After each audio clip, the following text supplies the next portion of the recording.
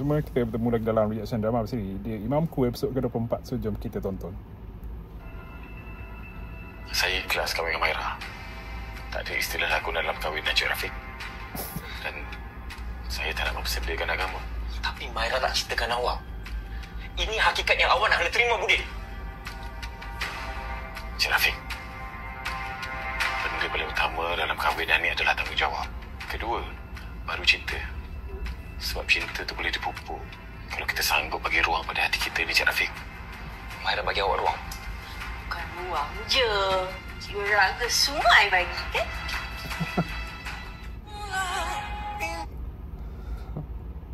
Maira depan Rafiq tunjuk bahagia betul dengan Budin. Belakang tetap tak berubah. Kesian Budin.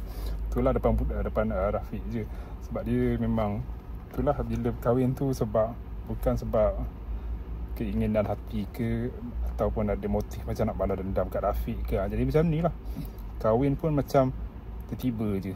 Kahwin dia tak ada ruang untuk bercinta lah, untuk kenal hati Budi.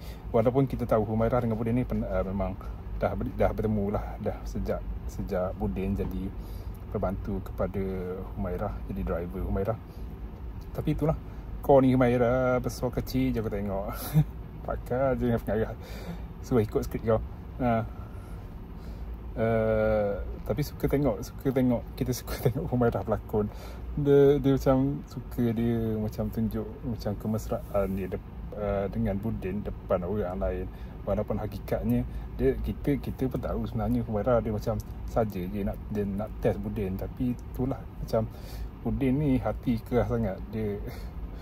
Dia ikut terunjuk je. Dia ikut terunjuk naik bunga kahwin. Lepas tu dia macam bila Humairah ajak kahwin, dia ikut je. Macam kenapa Budin sanggup terima? Kenapa dia membiarkan rumah tangga yang sepatutnya dia jadi seorang ketua keluarga, tapi dia macam dia ikut terunjuk isteri je. Ada orang dah kata ni Budin ni suami yang dayus. Tapi kita tengok awal-awal perkahwinan tu tak elok macam tu. Amboi Humairah pura-pura sayang Budin sebab nak sakitkan hati Rafiq tu lah.